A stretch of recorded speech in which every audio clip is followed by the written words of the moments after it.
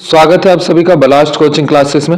Blast coaching classes की तरफ से आप सभी को परीक्षा बोर्ड की एक सीरीज दी जा रही है जो कक्षा 10वीं और 12वीं दोनों के लिए है और हिंदी मीडियम और इंग्लिश मीडियम है। इसमें हम लोग आर्ट्स, कॉमर्स और साइंस सभी के सब्जेक्ट देख रहे हैं। ये 2023 वाले सेशन वालों के लिए है। इस सीरीज में ये वाली वीडियो में हम लोग देख रहे हैं कक्षा 12वीं का बिजनेस स्टडी यानी व्यवसाय अध्ययन हिंदी मीडियम का। अगर आप नीचे आकर के देखोगे तो जो हमारा बीएस का पेपर है 2023 में वो टोटल 80 मार्क्स का होगा, जिसमें से 32 मार्क्स के हमारे ऑब्जेक्टिव आएंगे। तो इस वीडियो में ये 32 मार्क्स के ऑब्जेक्टिव हम लोग कवर करेंगे। आगे हम लोग चलते हैं। तो ये हमारा 2023 वाला जो एमपी बोर्ड में व्यवसाय अध्ययन में कम किया गया टॉपिक है। भाग 1-3 में हमारा व्यवसायिक पर्यावरण और फिर भाग 1 का 7वां हमारा निर्देशन और भाग 1 का 8वां नियंत्रण और भाग 2 का 10वां चैप्टर वित्तीय बाजार, ये इन चैप्टरों को हमारा कम किया गया है। तो इसमें हमारा क्या क्या किया गया है, जैसे इसमें ये सारे कंटेंट दिए हुए हैं, इनको हमारा क्या कर दिया गया, हटा दिया गया। ठीक है, आपको ये पीडीएफ के लिए क्या करना है, गूगल के ऊपर जाकर के बलास्ट कोचिंग क्लासेस सर्च करना है। ये हमने स्पेशली एमपी बोर्ड वालों के लिए वेबसाइट डिजाइन की हुई है। तो जैसे ही आप बलास्ट कोचिंग क्लासेस लिख करके सर्च करोगे, जो पहली लिंक होगी उसको आप क्लिक कर दोगे और नीचे आओगे फुटर में। तो यहाँ पे हम लोगों ने 9th class, 10th class, 11th class और 12th क्लास सारी क्लासों को सेपरेट दे करके रखा है सब्जेक्ट वाइज। अगर आप हिंदी मीडियम से हो तो आप इसमें व्यवसाय अध्ययन, ये 12वीं व्यवसाय अध्ययन, इसके ऊपर क्लिक करोगे। और अगर आप इंग्लिश मीडियम के हो तो 12 बिजनेस स्टडी के ऊपर क्लिक करोगे। जैसे ही आप इसको खोलोगे आपको एक मिलेगा स्टडी मटेरियल करके, और स्टडी मटेरियल वाले को ओपन करोगे तो आपको उसी के पास में एनसीईआरटी की बुक, लास्ट ईयर के पेपर, टॉपर कॉपी और नोट्स वगैरह, क्वेश्चन बैंक का पीडीएफ वगैरह और सॉल्व क्वेश्चन बैंक, ये सारी चीजें आपको वहां पे मिल जाएंगी। ये पीडीएफ आपको हमारे टेलीग्राम चैनल पे भी मिल जाएगी, जिसकी लिंक मैं नीचे डिस्क्रिप्शन में दे दूंगा, और आप वेबसाइट पे से डायरेक्ट यहाँ पे क्लिक करके भी पहुंच सकते हो, ये आइकॉन के ऊपर क्लिक करके।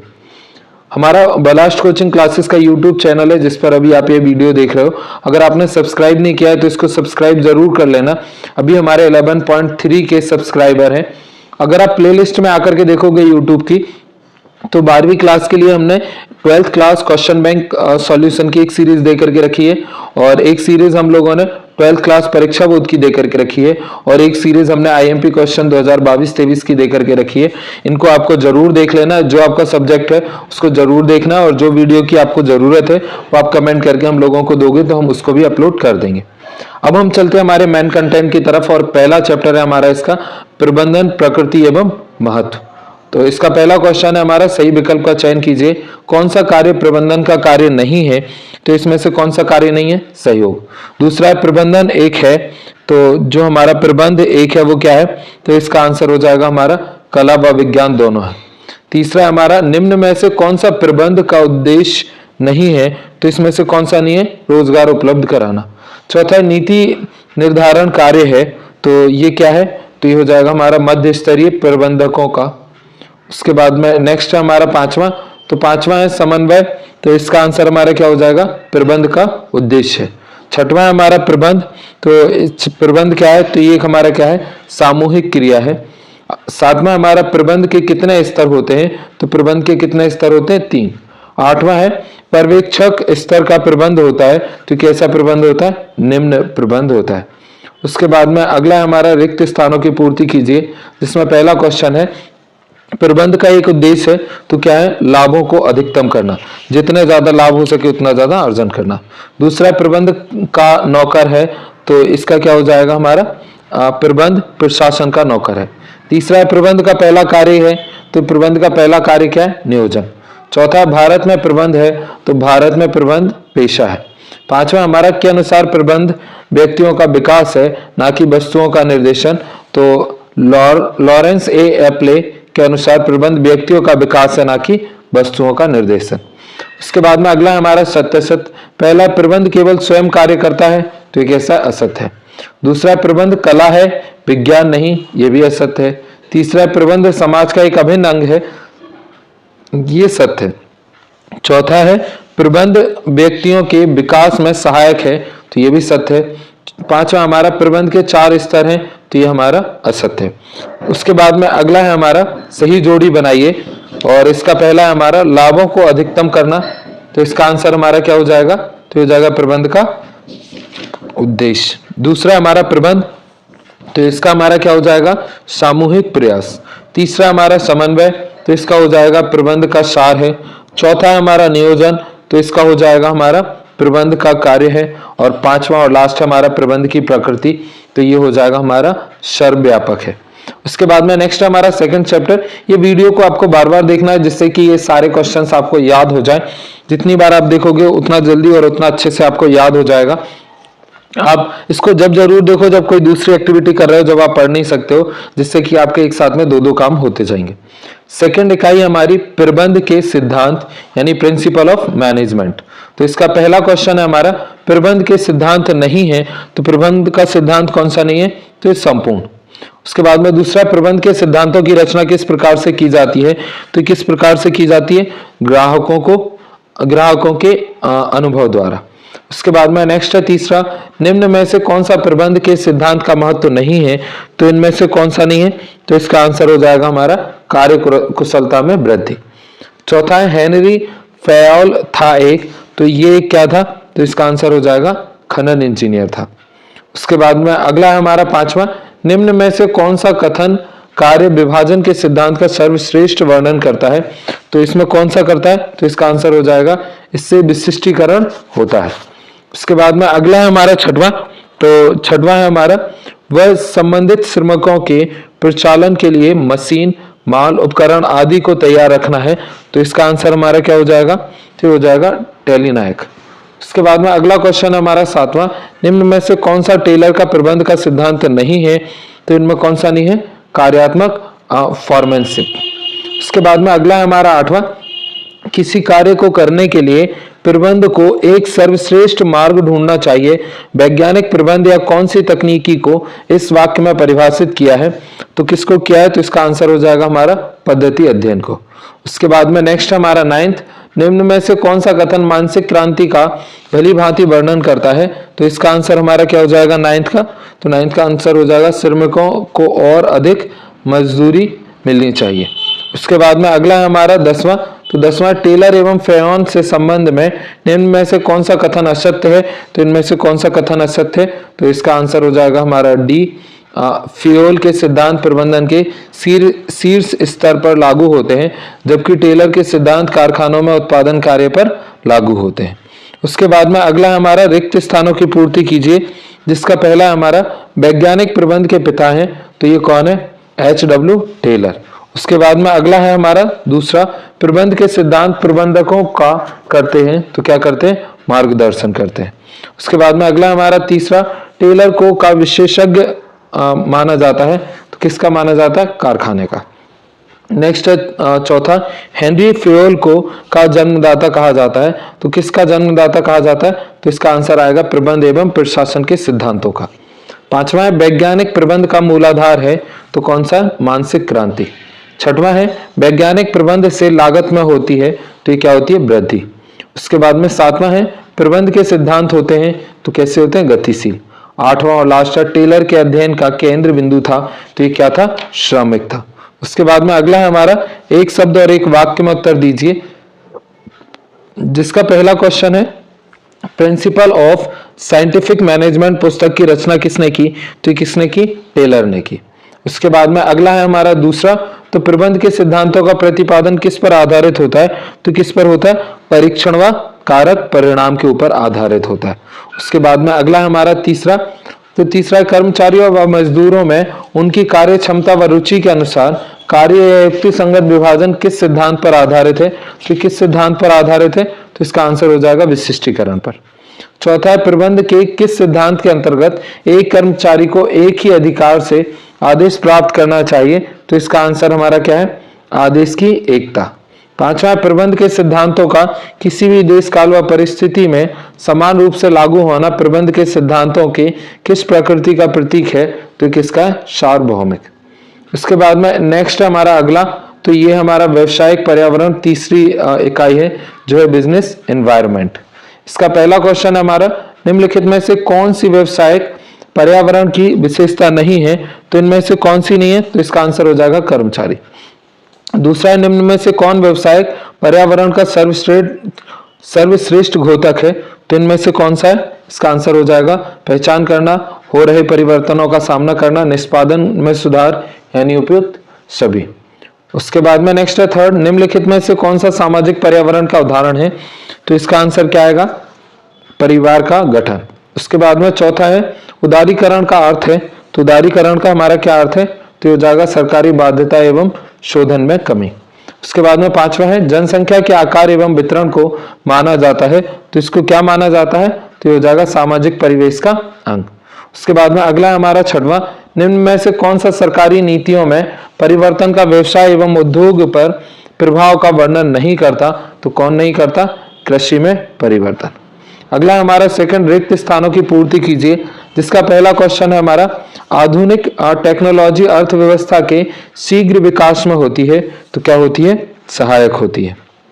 उसके बाद में अगला है हमारा दूसरा, प्रथम पंचवर्षीय योजना से प्रारंभ की गई थी, तो ये कब की गई थी? 1 अप्रैल 1951 में। तीसरा, भारत में नए आर्थिक सुधारों का प्रारंभ से किया गया, तो ये कब प्रारंभ किया गया? सन 1991 में। चौथा, व्यवसाय के घटक नियंत्रणीय होते हैं, तो ये कैसे नियंत्रणीय होते हैं? आंतरिक घटक जो होते हैं वो नियंत्रणीय होते हैं। नेक्स्ट हमारा पांचवा, भारत में आर्थिक प्रणाली को अपनाया गया है, तो कौन सी आर्थिक प्रणाली को अपनाया गया? मिश्रित। छठवां है अंतरराष्ट्रीय परिवेश सदैव रहता है, तो कैसा रहता है? परिवर्तनशील रहता है। सातवां है कानूनी परिवेश का संबंध सरकार द्वारा पारित से होता है, तो सरकार द्वारा अधिनियम पारित से होता है। उसके बाद में अगला है हमारा एक शब्द और एक वाक्य में उत्तर दीजिए, जिसका पहला क्वेश्चन है हमारा वैश्वीकरण का क्या अर्थ है? तो क्या है? विश्व की अर्थव्यवस्था का एकीकरण ही हमारा क्या कहलाता है? वैश्वीकरण कहलाता है। दूसरा हमारा लोगों को रोजगार उपलब्ध कराने के लिए बनाई गई नीति को क्या कहते हैं? तो इसको हम क्या कहते हैं? रोजगार नीति।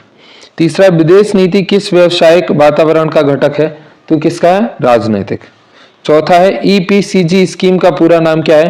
तो यह निर्यात संबंधन सामान योजना। पांचवा है निर्यात को प्रोत्साहन करने हेतु स्थापित व्यवसायिक क्षेत्र को क्या कहते हैं? तो इसको क्या कहते हैं? निर्यात संवर्धन नीति। अगला हमारा चौथा, सत्य असत्य लिखिए, जिसका पहला है उदारीकरण भारत में व्यवसाय तथा उद्योग को प्रभावित करने में असफल रहा, तो ये क्या है? हमारा असत्य है। दूसरा, आर्थिक सामाजिक तथा राजनीति परिस्थितियां व्यवसायिक वातावरण का निर्माण करती हैं, तो ये हमारा कैसा है? दूसरा सत्य है। तीसरा, वैश्वीकरण ने भारत में व्यवसाय तथा उद्योग को प्रभावित किया, तो ये हमारा कैसा है? सत्य है। चौथा, बाहरी घटक व्यवसायिक वातावरण को प्रभावित नहीं करते, तो ये कैसा है? असत्य है। पांचवा, सरकारी नीति में परिवर्तनों का व्यवसाय तथा उद्योग पर प्रभाव नहीं पड़ता है, तो ये कैसा है? असत्य है। छठवां, उदारीकरण में उद्योगों का लाइसेंस लेना अनिवार्य है, तो ये भी कैसा है? असत्य है। अगला हमारा पांचवा प्रश्न है सही जोड़ी बनाइए, जिसका पहला नवीन आर्थिक नीति, तो इसका आंसर हमारा क्या हो जाएगा? ये जुलाई 1991 में आई। नेक्स्ट हमारा दूसरा वैश्वीकरण, तो ये क्या है? विश्व की विभिन्न अर्थव्यवस्थाओं का एकीकरण क्या कहलाता है? वैश्वीकरण कहलाता है। अगला हमारा उदारीकरण का अर्थ, तो ये हो जाएगा हमारा लाइसेंस की आवश्यकताओं के लिए क्या होता है? ये हमारा उदारीकरण का अर्थ होता है। नेक्स्ट है हमारा चौथा निर्यात संवर्धन, तो इसका आंसर क्या हो जाएगा? EPZ। और लास्ट है अफसरशाही, तो इसका आंसर हमारा क्या आ जाएगा? राजनीतिक वातावरण। उसके बाद में चौथा है हमारा नियोजन, जिसको हम लोग बोलते हैं प्लानिंग, तो इसका पहला है हमारा योजना के निम्न में से कौन से उद्देश्य हैं? तो योजना के कौन से उद्देश्य हैं? निश्चित लक्ष्यों को स्थापित करना। इसके बाद में दूसरा है हमारा नियोजन भविष्य को पकड़ने के लिए बनाया गया पिंजड़ा है, यह कथन किसने कहा? तो यह कथन किसने कहा? इसका आंसर हो जाएगा एलन ने। तीसरा हमारा नियोजन प्रक्रिया का अंतिम चरण है, तो इसका अंतिम चरण क्या है? तो इसका आंसर है अनुसरण करना। चौथा, भावी क्रियाओं का पूर्व निर्धारण प्रबंध के किस कार्य के अंतर्गत किया जाता है? तो किस कार्य के अंतर्गत किया जाता है? नियोजन के। पांचवा, उद्देश्य होने चाहिए, तो इसका आंसर हमारा क्या आएगा? ये कैसा? व्यवहारिक उद्देश्य होना चाहिए। छठवां हमारा निम्न का योजना से संबंध नहीं है, तो किसका नहीं है? तो इसका आंसर आ जाएगा अभिप्रेरण। सातवां, मेरी संपत्ति कारखाना सब कुछ ले जाओ, मेरे लिए मेरा संगठन छोड़ दो, मैं अपने व्यापार को पुनः उसी स्थिति में खड़ा कर दूंगा, यह कथन है। तो यह कथन किसका है? हेनरी फोर्ड का है। उसके बाद में अगला हमारा रिक्त स्थानों की पूर्ति कीजिए, जिसका पहला है हमारा एक ऐसी विधि है जो कार्य को पूरा करती है, तो प्रक्रिया एक ऐसी विधि है जो कार्य को पूरा करती है। उसके बाद में नेक्स्ट हमारा दूसरा, तो दूसरा है नियोजन एक प्रक्रिया है, तो नियोजन एक क्या है, उद्देश्य निर्धारित प्रक्रिया है। तीसरा है उसके बाद में हमारा प्रबंधन का प्राथमिक कार्य क्या है, तो किसी प्रबंधन का प्राथमिक कार्य क्या है, नियोजन है। चौथा है बिना लक्ष्य के की प्राप्ति नहीं हो सकती, तो बिना लक्ष्य के उद्देश्य की प्राप्ति नहीं हो सकती।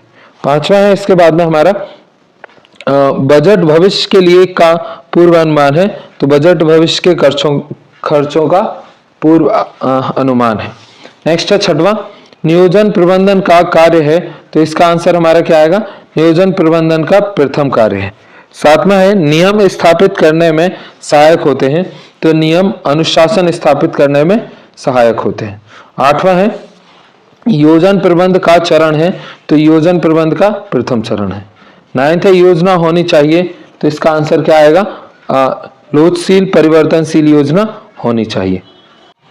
नेक्स्ट हमारा तीसरा प्रश्न, एक शब्द और एक वाक्य में उत्तर दीजिए, जिसका पहला है हमारा नियोजन करते समय प्रबंध को भविष्य के बारे में कुछ कल्पनाएं मान्यताएं करनी होती हैं, इन्हें क्या कहते हैं, तो इन्हें हम क्या कहते हैं, परिकल्पनाएं। दूसरा है प्रबंध के सभी कार्यों में से एक कार्य को आधारभूत कार्य माना जाता है, उस कार्य का नाम बताइए, तो उस कार्य को हम क्या कहते हैं, नियोजन। तीसरा हमारा प्रतिस्पर्धी की नीति के विश्लेषण में कौन सी योजना सहायक करती है, तो कौन सी करती है, व्यूह रचना। चौथा है वह योजना कौन सी है जो कर्मचारियों द्वारा किए जाने वाले और ना किए जाने वाले कार्य को बताती है, तो वह कौन सा है, नियम। पांचवा है प्रबंध के किस स्तर पर नियोजन कार्य किया जाता है, तो प्रबंध के सभी स्तरों पर क्या किया जाता है, नियोजन कार्य किया जाता है। छठवां है नियोजन का घनिष्ठ संबंध किस प्रक्रिया से है, तो नियोजन का घनिष्ठ संबंध नियंत्रण से है। सातवां हमारा लक्ष्यों की प्राप्ति के लिए किसकी आवश्यकता होती है, तो ये किसकी होती है, श्रेष्ठ नियोजन की आवश्यकता होती है। आठवां है नियोजन किस प्रकार की प्रक्रिया है, तो नियोजन कैसी है, बौद्धिक प्रक्रिया है। नाइन्थ है प्रबंधकीय कार्यों का आधार क्या है, तो इसका आधार क्या है, नियंत्रण, प्रबंधकीय कार्यों का आधार क्या है, नियोजन। दसवां हमारा भावी अनिश्चितता दूर करने में क्या आवश्यक है, तो इसमें क्या आवश्यक है, नियोजन। 11वां हमारा योजना किस प्रकार की क्रिया है, तो योजना हमारी क्या है, निरंतर चलने वाली क्रिया है। 12वां हमारी नीतियों के निर्धारण का आधार क्या होता है, तो इसका आधार क्या होता है, लक्ष्य। और 13वां है नियोजन में सर्वप्रथम किसका निर्धारण किया जाता है, तो लक्ष्य यानी उद्देश्य का निर्धारण किया जाता है। उसके बाद में अगला हमारा 14, क्या नियोजन पीछे देखने की क्रिया है, तो ये नहीं। 5वां है क्या नियोजन एक भविष्य भौतिक कसरत है, तो ये भी नहीं है। उसके बाद में अगला है हमारा सत्य सत्य, तो पहला है नियोजन एक भौतिक कसरत है, तो सत्य है। नियोजन एक मानसिक कसरत है, तो सत्य है।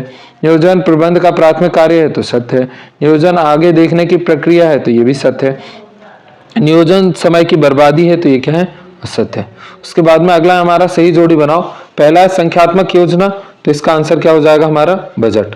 दूसरा हमारा नियोजन प्रक्रिया का प्रथम चरण, तो प्रथम चरण क्या होता है, लक्ष्य का निर्धारण करना। दूसरा नियोजन का, तीसरा नियोजन का लक्ष्य, तो इसका आंसर हमारा क्या हो जाएगा, सर्वव्यापकता। चौथा हमारा कार्य करने का ढंग, तो इसका आंसर हमारा क्या हो जाएगा, विधि। पांचवा हमारा कार्य करने की श्रृंखलाबद्ध तरीका, तो इसका आंसर क्या हो जाएगा, कार्यविधि। छठवां है कार्य का संक्षेपित योजना, तो इसका आंसर हो जाएगा हमारा कार्यक्रम। सातवां है अधिक लागत, तो इसका आंसर हमारा क्या आ जाएगा, नियोजन की सीमा। अगला है हमारा इकाई 5 संगठन यानी ऑर्गेनाइजेशन, जिसका पहला क्वेश्चन है हमारा निम्नलिखित में से कौन सा अंतरण का तत्व नहीं है, तो इसमें से कौन सा नहीं हमारा, तो इसका हो जाएगा अनौपचारिक संगठन। दूसरा कार्य करते हुए अंतःक्रिया में अचानक बना सामाजिक संबंध तंत्र कहलाता है, तो यह क्या कहलाता है, तो यह अनौपचारिक संगठन कहलाता है। तीसरा है संगठन को देखा नहीं जा सकता, तो इसका आंसर क्या आएगा, उद्यम वृत्ति के रूप में। चौथा है हमारा निम्नलिखित में से कौन सा संगठन प्रक्रिया का एक चरण नहीं है, तो कौन सा नहीं है, नेतृत्व प्रदान करना। उसके बाद में अगला हमारा पांचवा, निम्नलिखित में से कौन संदेश वाहन के आधिकारिक मार्ग का प्रयोग नहीं करता, तो इसमें से कौन नहीं करता, अनौपचारिक संगठन। छठवां हमारा किस संगठन में क्रियाओं को उत्पादों के आधार पर समूहों में बांटा जाता है, तो किसको बांटा जाता है, तो ये हो जाएगा प्रभागीय संगठन। सातवां हमारा एक लंबा ढांचा होता है, तो एक लंबा ढांचा क्या होता है, प्रबंध की सिकुड़ी हुई श्रृंखला। 8वां हमारा उत्पादन रेखा पर आधारित सामूहिक क्रिया अंग है, तो ये क्या है हमारा कार्यात्मक संगठन। 9th हमारा केंद्रीकरण से तात्पर्य है, तो केंद्रीकरण से तात्पर्य क्या है, निर्णय लेने के अधिकारों को सुरक्षित रखना। उसके बाद में अगला हमारा 10वां, तो 10वां हमारा प्रबंध के विस्तार से तात्पर्य है, तो इसका आंसर हमारा क्या हो जाएगा, एक प्रबंधक की नियुक्ति के समय की सीमा जिसके लिए उसे नियुक्ति दी गई है। उसके बाद में अगला है हमारा 11वां, तो 11वां निम्नलिखित में से कौन सा श्रृंखला सोपान का अनुकरण नहीं करता, तो कौन नहीं करता, तो अनौपचारिक संगठन। 12वां हमारा अंतरण को प्रभावी बनाने के लिए आवश्यक है कि उत्तरदायित्व भी साथ हो, तो इसका आंसर हमारा क्या हो जाएगा, तो हो जाएगा अधिकार। 13वां हमारा अफवाहों को बढ़ावा देने वाले संगठन स्वरूप को समझा जाता है, तो क्या समझा जाता है, अनौपचारिक संगठन। अगला है हमारा 14, कार्य के आधार पर सामूहिक क्रिया अंग है, तो ये हमारा क्या है, कार्यात्मक संगठन। लास्ट और 15वां हमारा अधिकार अंतरण होता है, तो इसका आंसर क्या आएगा, अधिकार। अगला हमारा रिक्त स्थानों की पूर्ति कीजिए, जिसमें पहला हमारा अधिकार अंतरण या भार्यार्पण का आशय सौंपना है, तो क्या सौंपना है, अधिकार सौंपना है। दूसरा है हमारा विकेंद्रीकरण में के वितरण पर बल दिया जाता है, तो किसके दिया जाता है, सत्ता के वितरण पर बल दिया जाता है। तीसरा है विकेंद्रीकरण अधिकारियों के कार्यभार में करता है, तो ये क्या करता है, कमी करता है। चौथा हमारा कार्यात्मक संगठन संरचना की अवधारणा के मस्तिष्क की उपज है, तो ये किसके, टेलर के मस्तिष्क की उपज है। नेक्स्ट है हमारा 5वां, बैंक संरचना संगठन का उदाहरण है, तो कौन सा है, भौगोलिक, बैंक भौगोलिक संरचना संगठन का उदाहरण है। 6वां हमारा संगठन संरचना से आशय संस्था में संबंधों की व्याख्या करने से है, तो क्या है, अधिकार कर्तव्य संबंधों की व्याख्या करने से है।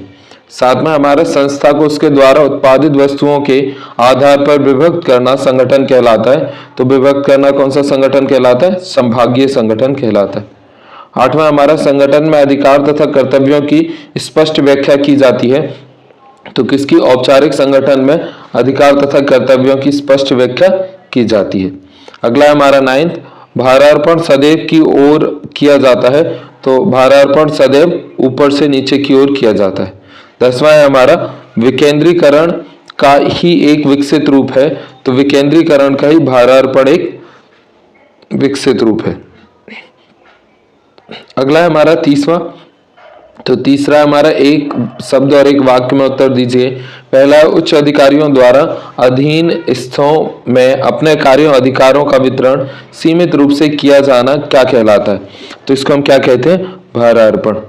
दूसरा हमारा संस्था में शीघ्र निर्णय को प्रोत्साहित करने हेतु क्या अपनाया जाना चाहिए, तो क्या अपनाया जाना चाहिए, विकेंद्रीकरण।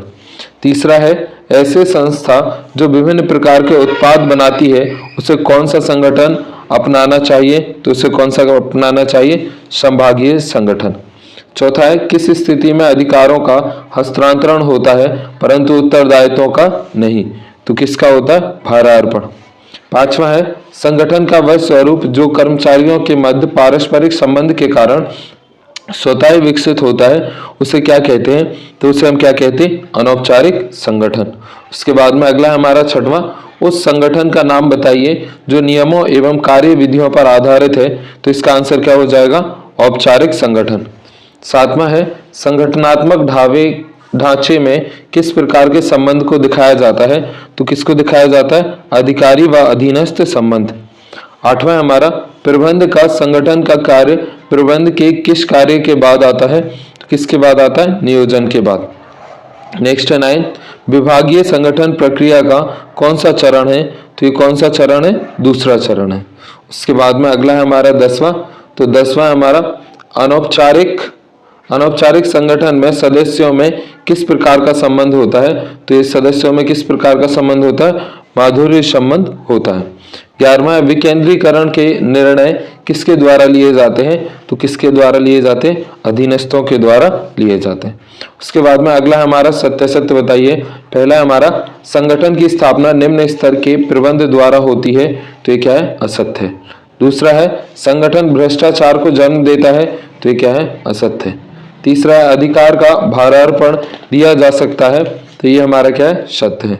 चौथा है जवाबदेही का भारार्पण नहीं किया जा सकता, तो ये हमारा क्या है, चौथा सत्य है। पांचवा है संगठन का प्रबंधन में वही महत्व है जो मानव शरीर में हड्डियों के ढांचे का होता है, तो ये भी हमारा क्या है, पांचवा सत्य है। छठवां हमारा संगठन प्रबंध का कार्य नहीं है, तो ये क्या है, असत्य है। सातवां संगठन प्रबंध का आधार है, तो ये क्या है, सत्य है। उसके बाद में अगला हमारा पांचवा, तो पांचवा संगठन नियोजित, तो इसका आंसर हमारा क्या हो जाएगा, तो ये हो जाएगा औपचारिक। नेक्स्ट हमारा संगठन शब्द की उत्पत्ति, तो इसका हमारा क्या हो जाएगा, संरचना। तीसरा हमारा संगठन प्रक्रिया के कदम, तो इसका हो जाएगा हमारा 8। नेक्स्ट है भारार्पण, तो इसका आंसर हो जाएगा हमारा अधिकार। और पांचवा हमारा संगठन स्वतः निर्मित, तो इसका हो जाएगा हमारा अनौपचारिक संगठन। छठवां है विकेंद्रीकरण, तो इसका आंसर आएगा शीघ्र निर्णय। और सातवां है औपचारिक संगठन, तो ये क्या है, संगठन में स्थिरता बनी रहती है। उसके बाद में अगला है हमारा छठवां चैप्टर जो है नियुक्तिकरण यानी स्टफिंग, तो इसका पहला हमारा भर्ती भावी कर्मचारियों की खोज करने तथा उन्हें रिक्त कार्यों के लिए आवेदन करने के लिए प्रेरणा देने तथा प्रोत्साहित करने की प्रक्रिया होती है, यह परिभाषा दी। तो यह परिभाषा किसने दी, तो ये दी थी फिलिपो ने। नेक्स्ट है दूसरा भर्ती के बाह्य स्रोत हैं, तो भर्ती के बाह्य स्रोत क्या है, तो ये विज्ञापन है, रोजगार कार्यालय है और वर्तमान कर्मचारियों के मित्रगण हैं यानी उपर्युक्त सभी। उसके बाद में तीसरा हमारा साक्षात्कार के उद्देश्य हैं, तो साक्षात्कार के उद्देश्य क्या है, तो प्रार्थी की उपयुक्तता, प्रार्थी को पद संस्था के बारे में पूर्ण जानकारी देना और प्रार्थी को संतोष यानी उपर्युक्त सभी। उसके बाद में नेक्स्ट हमारा चौथा रोजगार कार्यालय भर्ती का स्रोत है, तो इसका आंसर क्या आएगा, ये कैसा स्रोत है, बाह्य स्रोत है। पांचवा है सर्वोत्तम विकल्प का चयन किस पर आधारित होता है, तो किसके ऊपर होता है, विश्लेषण का मूल्यांकन। छठवां है हमारा प्रशिक्षण में बल दिया जाता है, तो प्रशिक्षण में बल किस पर दिया जाता है, व्यवहारिक ज्ञान पर। उसके बाद में नेक्स्ट है 9, तो 9 हमारे निम्न में से क्या कार्य पर प्रशिक्षण है, तो इसका आंसर हमारा क्या आएगा, तो आ जाएगा शिक्षार्थी प्रशिक्षण पर। 8वां हमारा नियुक्तिकरण का संबंध है, तो नियुक्तिकरण का क्या संबंध है, मानकीय घटक से। 9 हमारा निम्न में से क्या मौद्रिक अभिप्रेरण है, तो इसका आंसर हमारा क्या आ जाएगा, तो यह आ जाएगा बोनस, पेंशन, अवकाश वेतन और उपर्युक्त सभी। तो इसका आंसर क्या हो जाएगा हमारा उपर्युक्त सभी। 10वां भर्ती प्रक्रिया में खोज की जाती है, तो भर्ती प्रक्रिया में किसकी खोज की जाती है, भावी कर्मचारी की। उसके बाद में अगला है हमारा रिक्त स्थानों की पूर्ति कीजिए, जिसका पहला है चयन के बाद शुरू हो जाता है, तो चयन के बाद क्या होता है, पूर्व परीक्षा, चयन पूर्व परीक्षा के बाद शुरू हो जाता है। दूसरा विकास का लक्ष्य कर्मचारी के व्यक्तित्व का विकास करना है, तो विकास का लक्ष्य कर्मचारी के समग्र व्यक्तित्व का विकास करना है। उसके बाद में अगला हमारा तीसरा, तो तीसरा हमारा गैर मानवीय संसाधन को साधन क्रियाशील बनाता है, तो क्या बनाता है, गैर मानवीय संसाधन को मानवीय साधन क्रियाशील बनाता है। चौथा हमारा पूर्व कर्मचारियों की पुनर्युक्ति भर्ती का स्रोत है, तो एक कैसा स्रोत है, आंतरिक स्रोत है। पांचवा हमारा एक नकारात्मक प्रक्रिया है जिसमें आवेदकों को चयनित तथा अचयनित दोनों भागों में विभाजित किया जाता है, तो ये क्या है, चयन एक नकारात्मक प्रक्रिया है जिसमें आवेदकों को चयनित तथा अचयनित दोनों भागों में विभाजित किया जाता है। उसके बाद में अगला है हमारा छठवां, तो छठवां है संस्था में रिक्त पदों हेतु उपर्युक्त कर्मचारियों का चयन व कार्य प्रदान करना कहलाता है, तो ये क्या कहलाता है, नियुक्तिकरण। उसके बाद में अगला है हमारा सातवां, तो सातवां हमारा संस्थाओं में भर्ती के स्रोत होते हैं, तो कितने होते हैं, 2। आठवां हमारा कर्मचारियों को भावी उच्च पदों हेतु तैयार करने की प्रक्रिया को कहते हैं, तो क्या कहते हैं, विकास। 9 है कार्य परिवर्तन या कार्य बदली विधि का सर्वाधिक प्रचलन में होता है, तो ये कहाँ होता है, बैंक में होता है। 10वां हमारा संस्था में कर्मचारियों की आवश्यकता का आकलन प्रबंधन द्वारा होता है, तो इसका क्या आएगा, कार्मिक प्रबंधन द्वारा होता है। 11वां है पदोन्नति भर्ती का स्रोत है, तो पदोन्नति भर्ती का आंतरिक स्रोत है। उसके बाद में अगला है हमारा 12वां, तो 12वां हमारा शिक्षण संस्थाओं में की जाने वाली भर्ती को कहते हैं, तो इसको हम क्या कहते हैं, परिसर भर्ती। 13वां है भर्ती के पश्चात प्रक्रिया प्रारंभ की जाती है, तो भर्ती के पश्चात चयन प्रक्रिया प्रारंभ की जाती है। उसके बाद में अगला है हमारा तीसरा, एक शब्द और एक वाक्य में उत्तर दीजिए, जिसका पहला क्वेश्चन है हमारा भर्ती के किस एक आंतरिक स्रोत का नाम बताइए, तो ये कौन सी होती है, स्थानांतरण। दूसरा, भर्ती के किसी बाह्य स्रोत का नाम बताइए, तो इसमें जैसे विज्ञापन द्वारा भर्ती। तीसरा, चयन प्रक्रिया का अंतिम चरण क्या है, तो चयन प्रक्रिया का अंतिम चरण क्या है, तो इसका आंसर हो जाएगा नियुक्तिकरण या फिर रोजगार देना। चौथा, जब कर्मचारी को संस्था के विभिन्न प्रकार के कार्यों का प्रशिक्षण दिया जाता है, उस प्रशिक्षण पद्धति को क्या कहते हैं, तो उसको हम क्या कहते हैं, कार्य परिवर्तन विधि। उसके बाद में अगला है हमारा पांचवा, तो पांचवा है हमारा किस परीक्षण पद्धति में कर्मचारियों को कृत्रिम परिस्थिति में कारखाने से अलग वास्तविक उपकरणों में प्रशिक्षण दिया जाता है, तो किस में दिया जाता है, द्वार प्रकोष्ठ प्रशिक्षण विधि में। उसके बाद में छठवां है हमारा प्रशिक्षण में किसकी वृद्धि होती है, तो मनोबल की वृद्धि होती है। सातवां है कर्मचारी वर्ग में प्रशिक्षण से किस बात का संचार होता है, तो किसका होता है, आत्मविश्वास का।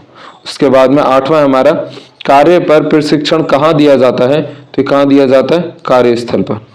फिर उसके बाद में नाइन्थ है भर्ती का कौन सा स्रोत विस्तृत चयन प्रदान करता है, तो कौन सा करता है, भर्ती का बाह्य स्रोत। 10वां है हमारा स्थानांतरण भर्ती का कौन सा स्रोत है, तो ये कौन सा हमारा आंतरिक स्रोत है। उसके बाद में अगला है हमारा 11वां प्रशिक्षण की कितनी विधियां हैं, उन विधियों के नाम बताइए, तो प्रशिक्षण की 2 विधियां हैं, एक कार्य पर प्रशिक्षण और एक कार्य से पृथक प्रशिक्षण। 12वां हमारा भर्ती के किन स्रोतों से कर्मचारी अप्रेरित होता है, तो भर्ती के आंतरिक स्रोतों से कर्मचारी अभिप्रेरित होता है। उसके बाद में नेक्स्ट है हमारा 13वां कर्मचारियों को प्रशिक्षण से होने वाला एक लाभ लिखिए, तो कर्मचारियों को प्रशिक्षण से कौन सा लाभ होता है, तो प्रशिक्षण से कर्मचारियों की कार्य क्षमता एवं कौशलता में वृद्धि हो जाती है।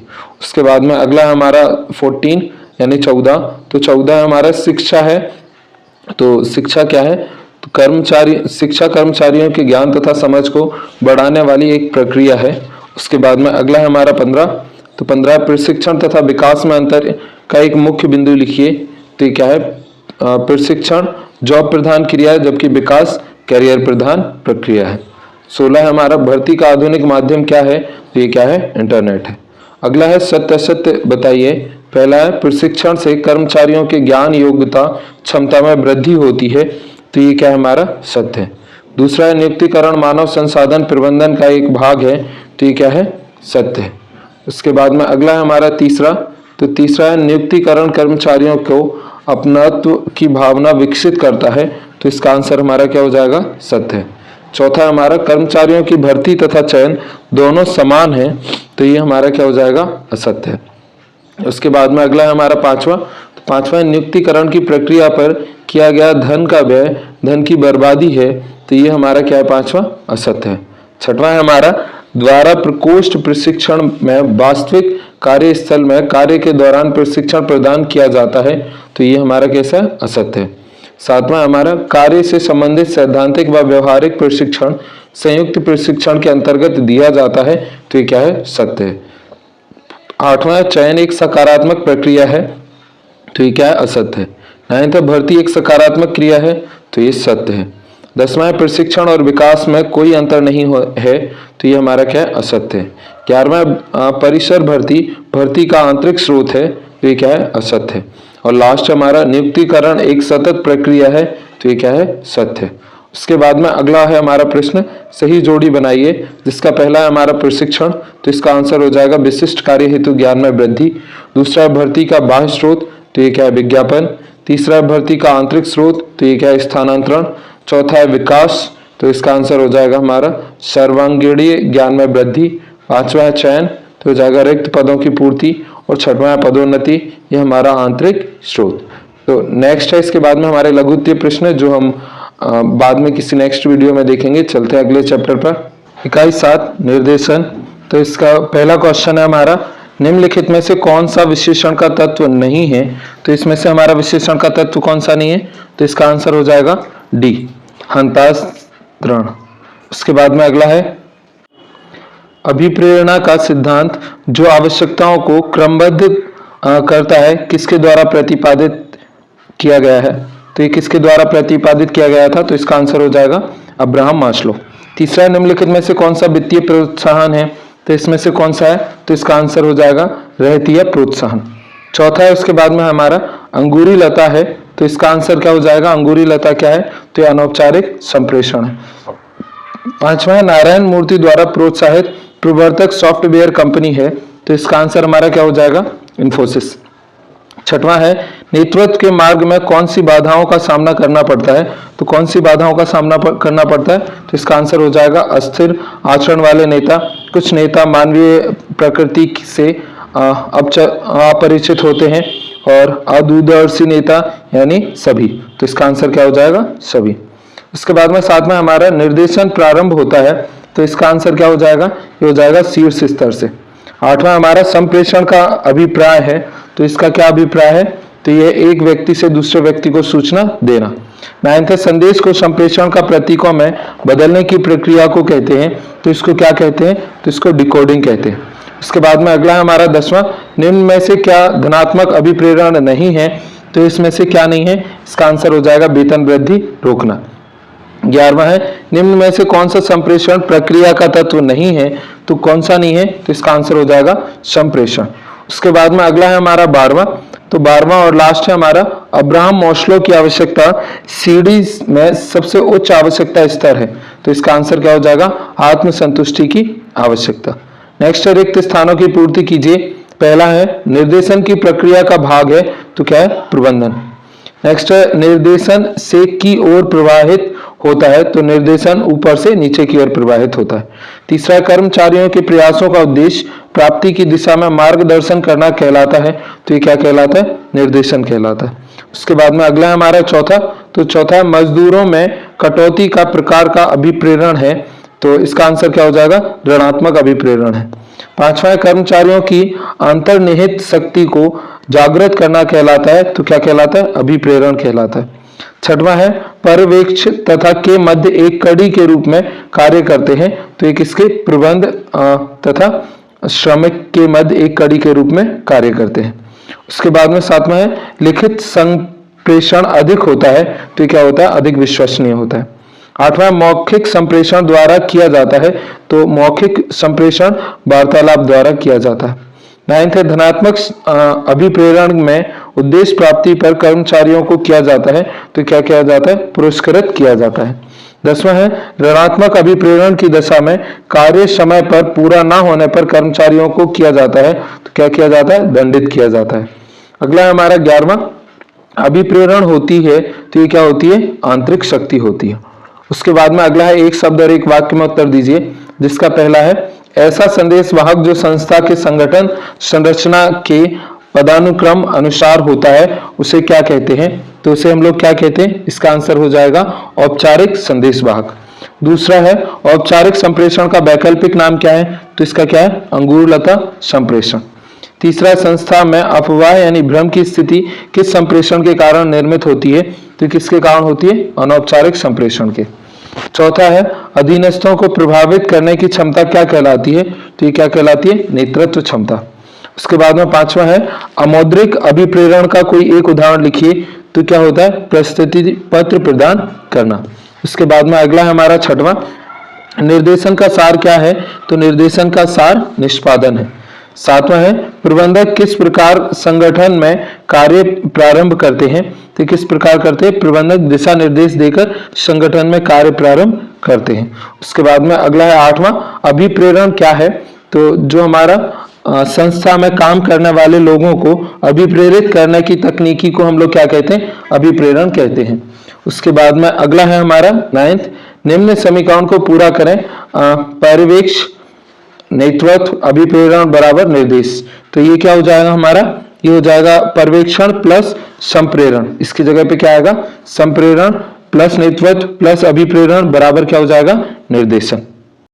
नेक्स्ट हमारा 10वां, निर्देशन के 3 तत्व पर्यवेक्षण, नेतृत्व तथा अभिप्रेरणा है। चौथा तत्व कौन सा है? तो चौथा तत्व हमारा कौन सा है? संप्रेषण है। उसके बाद में अगला है 11वां, अनुलाप के कोई 4 उदाहरण दें। तो एक है किराया मुक्त का मकान, दूसरा है कार, तीसरा है नौकर की सुविधा और चौथा है बच्चों की शिक्षा। 12वां है प्रबंध के संदर्भ में पद का क्या अर्थ है? तो इसका आंसर क्या हो जाएगा? तो प्रबंध के संदर्भ में पद का अर्थ एक व्यक्ति के संगठन में स्थान से है। उसके बाद में नेक्स्ट है 13वां, किसे नेता कहते हैं? तो इसका आंसर हमारा क्या हो जाएगा 13 का? तो हो जाएगा नेतृत्व के गुण रखने वाला व्यक्ति को हम क्या कहते हैं? नेता कहते हैं।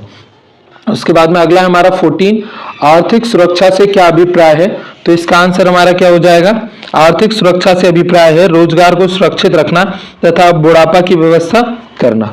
उसके बाद में अगला है हमारा 15, प्रबंधन का कौन सा कार्य कार्यात्मक प्रबंधन कहलाता है? तो इसका आंसर हमारा क्या हो जाएगा? निर्देशन। 16वां है, किसी व्यक्ति द्वारा किसी विशेष कार्य करने की इच्छा किस पर निर्भर करती है? तो ये किसके ऊपर करती है? अभिप्रेरण पर। 17 है, लाभ भागिता से क्या अभिप्राय है? तो इसका आंसर क्या है? लाभ भागिता से अभिप्राय है कर्मचारियों को कंपनी के लाभ में हिस्सा देना। 18वां है, भोजन वस्त्र और आश्रय आदि किस प्रकार की आवश्यकताओं के उदाहरण है? तो इसका आंसर हमारा क्या हो जाएगा? तो ये हो जाएगा, ये आर्थिक आवश्यकताओं के उदाहरण है। 19 है, अनौपचारिक संप्रेषण से कर्मचारियों को होने वाला एक लाभ लिखिए। तो इसका आंसर क्या है? अनौपचारिक संप्रेषण से कर्मचारियों को मनोवैज्ञानिक संतुष्टि मिलती है। इसके बाद में अगला है हमारा 20वां, तो 20वां है, वेतन कौन सी अभिप्रेरणा है? तो इसका आंसर हमारा क्या हो जाएगा? मौद्रिक। 21 है, अंगुलीयता कौन सा संप्रेषण है? तो कौन सा है? अनौपचारिक संप्रेषण है। उसके बाद में अगला हमारा सत्य सत्य बताइए। पहला क्वेश्चन है, प्रबंधन के सभी स्तरों पर निर्देशन की आवश्यकता होती है। तो ये हमारा क्या है? सत्य है।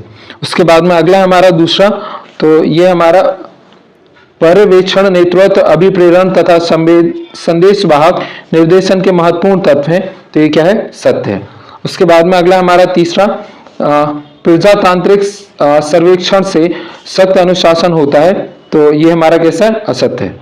फिर उसके बाद में चौथा है, नस्लों के अनुसार सम्मान आवश्यकताओं की सबसे पहले संतुष्टि की जाती है। तो ये हमारा क्या है? ये हो जाएगा हमारा असत्य।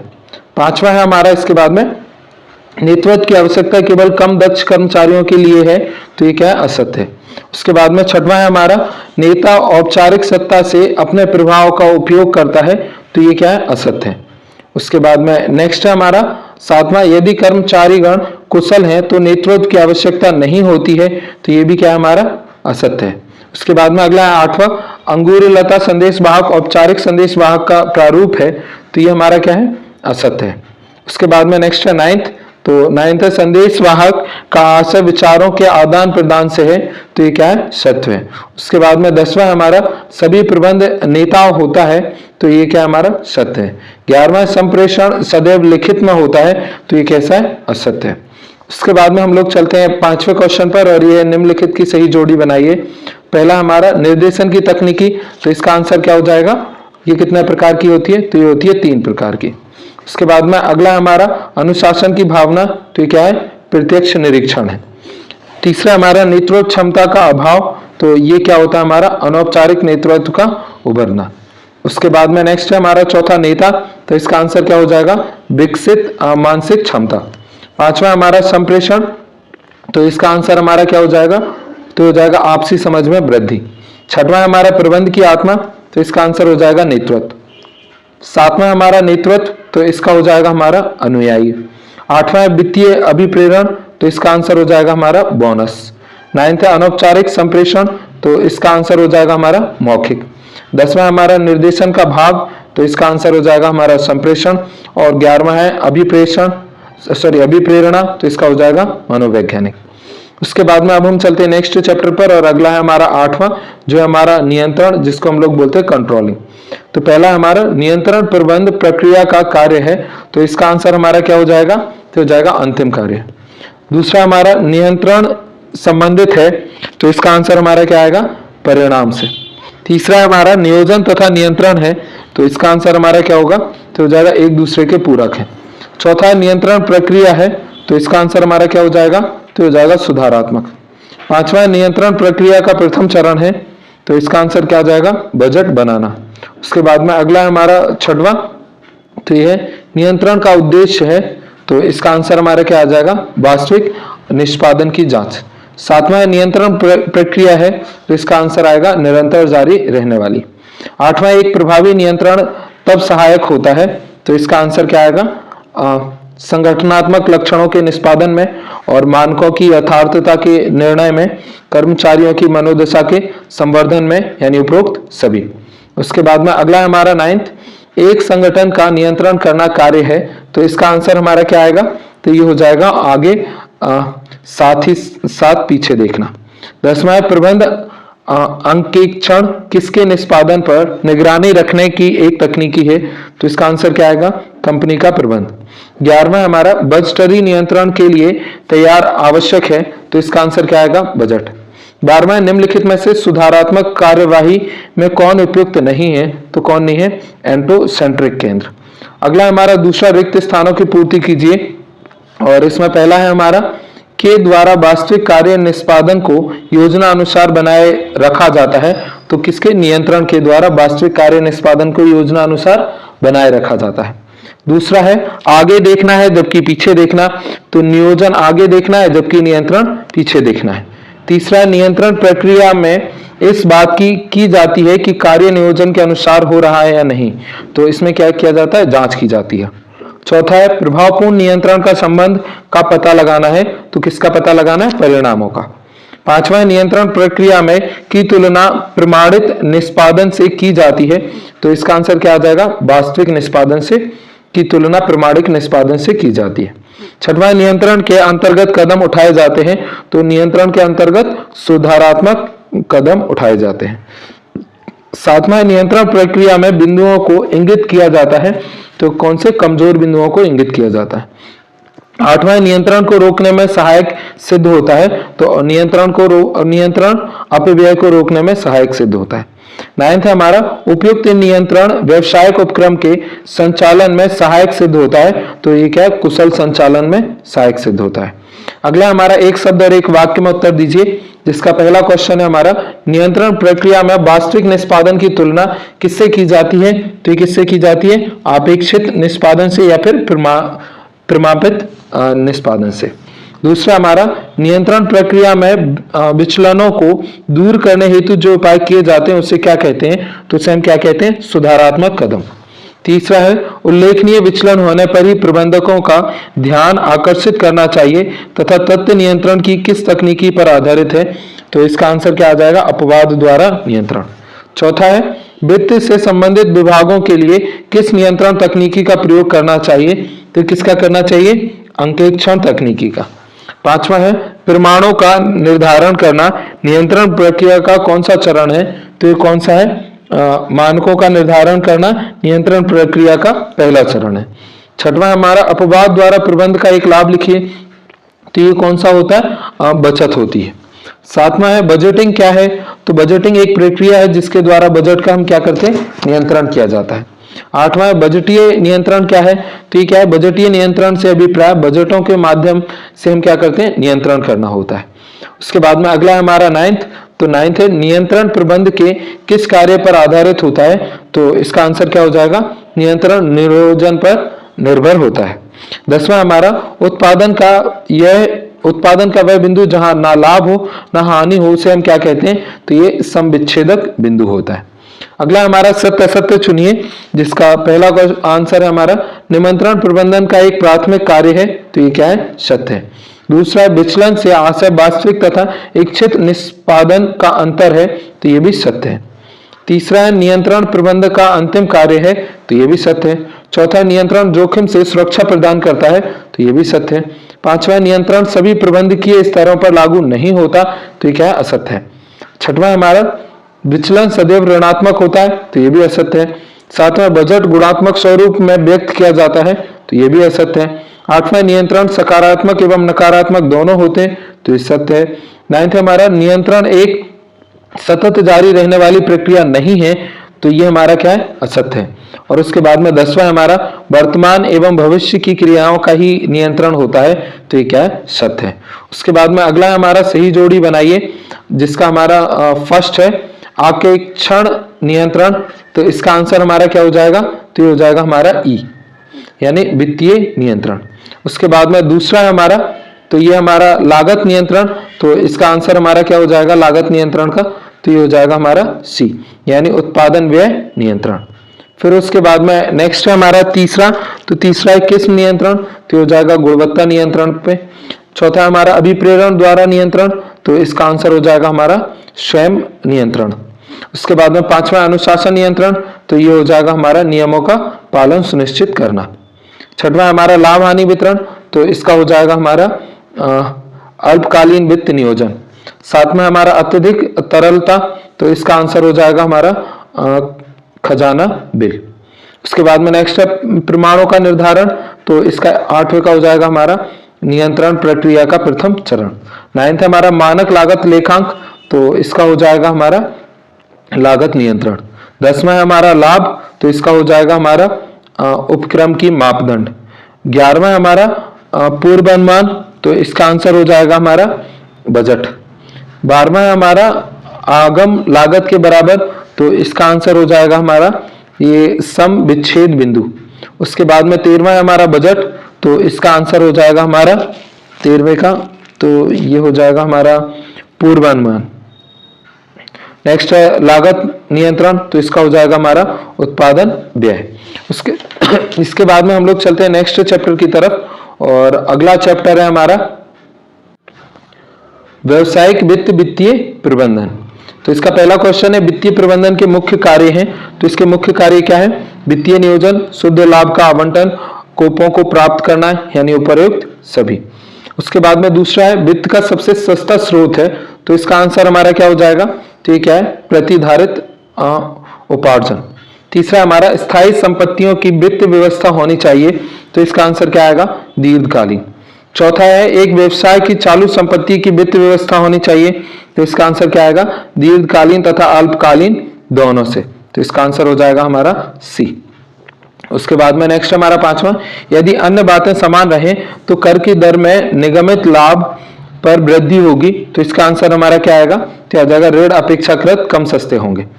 छठवां हमारा निम्न में से कौन सा समता पर व्यापार का प्रकार है, तो इसका आंसर क्या आ जाएगा? अल्प समता पर व्यापार। और नेक्स्ट हमारा क्या है? उच्च समता पर व्यापार, यानी उपरोक्त ए और बी दोनों। उसके बाद में नेक्स्ट हमारा सातवां, पूंजी ढांचा निर्णय क्यों महत्वपूर्ण है, तो इसका आंसर हमारा क्या आएगा?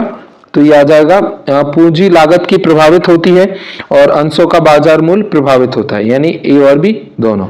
आठवां है कार्यशील पूंजी का स्रोत है, तो इसका स्रोत क्या है? देनदार, रोड़क विक्रय और बैंक अधिविक्रय, यानी उपर्युक्त सभी। अगला है हमारा नाइन्थ, तो नवा है हमारा कार्यशील पूंजी का निर्धारण है, तो इसका आंसर हमारा क्या आएगा? संस्था का आकार, कच्चे माल की उपलब्धता और निर्माण प्रक्रिया की अवधि, यानी उपर्युक्त सभी। 10वां हमारा बोनस निर्णय के निर्धारक हैं, तो इसका आंसर हमारा क्या हो जाएगा? तो इसका हो जाएगा हमारा लाभों की मात्रा, कोपों में तरलता, कंपनी की आयु, यानी उपर्युक्त सभी। 11वां हमारा संयुक्त पूंजी वाली कंपनी के लिए लाभांश देना है, तो इसका आंसर हमारा क्या आएगा? ऐच्छिक। उसके बाद में अगला हमारा 12वां, निम्न में से कौन सा पूंजी संरचना को निर्धारित करने वाला तत्व है, तो इसका आंसर हमारा क्या आ जाएगा? रोकड़ प्रवाह स्थिति, ऋण भुगतान आवरण अनुपात, ब्याज आवरण अनुपात, यानी उपर्युक्त सभी। 13वां हमारा निम्न में से कौन सा समता पर व्यापार का प्रकार है, तो इसका आंसर हमारा क्या आ जाएगा?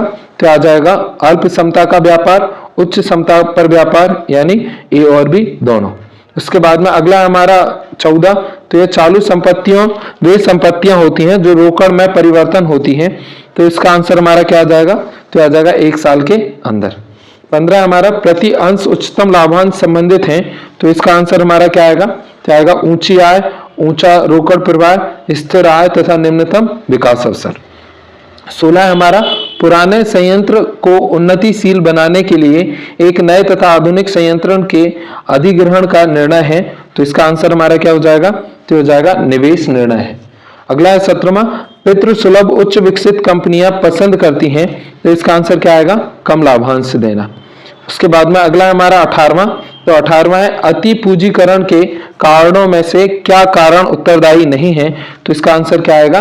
तो आएगा स्फीति काल में निर्माण। अगला है 19, अल्प पूंजीकरण के कारणों में क्या शामिल नहीं है, तो इसका आंसर क्या आएगा? उदार लाभांश नीति। नेक्स्ट हमारा 20वां, स्थायी संपत्ति में क्या शामिल नहीं है, तो इसका आंसर क्या है? स्टॉक। और लास्ट 21 है दीर्घकालीन कोष में सम्मिलित नहीं है, तो कौन नहीं है? लाभांश। उसके बाद में अगला है हमारा रिक्त स्थानों की पूर्ति कीजिए, जिसका पहला क्वेश्चन है हमारा, व्यवसाय में पूंजी मिश्रण के स्वरूप को कहते हैं, तो इसको हम क्या कहते हैं, पूंजी संरचना। उसके बाद में दूसरा है हमारा, व्यवसाय हेतु आवश्यक पूंजी की मात्रा निर्धारण की क्रिया कहलाती है, तो ये क्या कहलाती है, पूंजीकरण कहलाती है। तीसरा है, व्यवसाय के दैनिक संचालन व रख रखाव हेतु आवश्यक पूंजी को कहते हैं, तो इसको हम क्या कहते हैं, कार्यशील पूंजी कहते हैं। चौथा है, वित्तीय प्रबंधन का उद्देश्य अनावश्यक तथा अधिक मात्रा के से बचना होता है, तो इसका आंसर क्या आएगा, जोखिमों से बचना होता है। उसके बाद में नेक्स्ट है हमारा पांचवा, तो पांचवा है, वित्तीय नियोजन का प्रारंभिक बिंदु का पूर्वानुमान लगाना है, तो किसका पूर्वानुमान लगाना है, बिक्री का। छठवां है, जब कंपनी की आय अनिश्चित हो तथा उसका पूर्वानुमान लगाना कठिन हो तो केवल अंशों का ही निर्गमन करना चाहिए, तो इसका आंसर क्या है, साधारण अंशों का ही निर्गमन करना चाहिए। नेक्स्ट हमारा सातवां, तो सातवां है, लाभ का जो भाग व्यवसाय हेतु बचा लिया जाता है वह स्वामियों के कोष का कहलाता है, तो क्या कहलाता है, तो इसका आंसर आएगा पुनर्विनियोग। आठवां है हमारा, के अनुसार पूंजी संरचना प्रायः एक व्यवसायिक उपक्रम में प्रयुक्त वित्त की दीर्घकालीन स्रोतों का इंगित करता है, तो ये क्या है, R.H. बेसिल के अनुसार ये डेफिनेशन है। नाइन्थ है, व्यवसाय के संचालन में प्रयुक्त अपेक्षाकृत स्थायी प्रकृति की संपत्तियां होती हैं जो कि विक्रय के लिए नहीं होती, तो इसका आंसर हमारा क्या आ जाएगा, स्थायी संपत्तियां व्यवसाय के संचालनों में प्रयुक्त अपेक्षाकृत स्थायी प्रकृति की संपत्तियां होती हैं जो कि विक्रय के लिए नहीं होती। 10वां, चालू संपत्ति का योग ही व्यवसाय की है, तो इसका आंसर हमारा क्या हो जाएगा, कार्यशील पूंजी है। 11वां है, का अभिप्राय वित्तीय क्रियाओं के पूर्व निर्धारण से है, तो ये क्या है, वित्तीय नियोजन का अभिप्राय वित्तीय क्रियाओं के पूर्व निर्धारण से। अगला हमारा 12वां, तो 12वां है हमारा, शुद्ध कार्यशील पूंजी बराबर चालू संपत्ति, तो इसका आंसर हमारा क्या आ जाएगा, तो ये आ जाएगा बराबर चालू संपत्ति माइनस चालू दायित्व। उसके बाद में अगला हमारा 13वां, तो 13वां हमारा, समता अंशों पर ऊंची दर से लाभांश का वितरण कंपनी के का परिचायक है, तो इसका आंसर क्या आएगा, अल्प पूंजीकरण का। नेक्स्ट है 14, भूमि तथा भवन में विनियोग पूंजी का प्रतिनिधित्व करता है, तो ये कौन करता है, स्थायी पूंजी का प्रतिनिधित्व करता है। उसके बाद में अगला हमारा 15, वित्तीय प्रबंध के अपव्यय को न्यूनतम करता है, तो कौन करता है, साधनों के अपव्यय को न्यूनतम करता है। उसके बाद में अगला हमारा 16वां, सेमता असंधारित कंपनियों को कंपनी में का अधिकार होता है, तो किसका होता है, मतदान का अधिकार होता है। नेक्स्ट हमारा 16, दीर्घकालीन पूंजी की मात्रा का निर्धारण करता है, तो ये किसकी मात्रा का निर्धारण करता है, तो इसका आंसर हमारा क्या हो जाएगा, पूंजीकरण का। 18 है, सार्वजनिक उपयोग के उपक्रमों में कार्यशील पूंजी की आवश्यकता होती है, तो ये क्या होती है, कम होती है। 19 है, व्यापारिक संस्था की स्थायी पूंजी की आवश्यकता निर्माणीय उद्योग की तुलना में होती है, तो क्या होती है, कम होती है। 20वां, किसी कंपनी की संपत्तियों का वास्तविक मूल्य पुस्तकीय मूल्य से कम होना का प्रतीक है, तो इसका आंसर क्या आएगा, अति पूंजीकरण का प्रतीक है। अगला हमारा तीसरा, न्यूनतम लागत में, इसका क्वेश्चन हमारा एक शब्द और एक वाक्य में उत्तर दीजिए। न्यूनतम लागत में वित्त की उपलब्धता तथा वित्त का लाभकारी प्रयोग सुनिश्चित करना क्या कहलाता है, तो कहलाता है वित्तीय नियोजन। दूसरा, इसके बाद में हमारा अत्यधिक प्रवर्तन व्यय का क्या परिणाम होता है, तो इसका क्या होता है, अति पूंजीकरण। तीसरा है, पूंजी की मात्रा का कम अनुमान लगाने पर कंपनी को किस स्थिति का सामना करना पड़ता है, तो किसका करना पड़ता है, अल्प पूंजीकरण का। चौथा, श्रमिकों द्वारा किस स्थिति में अधिक परिश्रम की मांग की जाती है, तो कब की जाती है, तो अल्प पूंजीकरण में। पांचवा है, संस्था की दीर्घकालीन वित्त के विभिन्न स्रोतों के पारस्परिक अनुपातिक संबंध को क्या कहते हैं, तो इसको पूंजी संरचना कहते हैं। छठवां है, व्यवसाय का जीवन रक्त किसे कहते हैं, तो किसको कहते हैं, वित्त को कहते हैं। उसके बाद में सातवां है, ऋण पदों का निर्गमन कब लाभप्रद होता है, तो ये कब होता है, मंदी में। उसके बाद में आठवां है, वित्तीय नियोजन का हृदय किसे कहते हैं, तो लाभ हानि खाता एवं प्रो फार्मा को क्या कहते हैं, इसका वित्तीय नियोजन का हृदय कहते हैं। नेक्स्ट हमारा 9th, तो 9वां है, उपक्रम की संपदा मूल अधिकतम कब होते हैं, तो इसका आंसर क्या हो जाएगा, अंशों के बाजार मूल अधिकतम हो। 10वां हमारा, विभिन्न दीर्घकालीन कोपों के संगठन की बनावट किसका निर्माण करती है, तो ये किसका करती है, तो पूंजी संरचना का निर्माण करती है।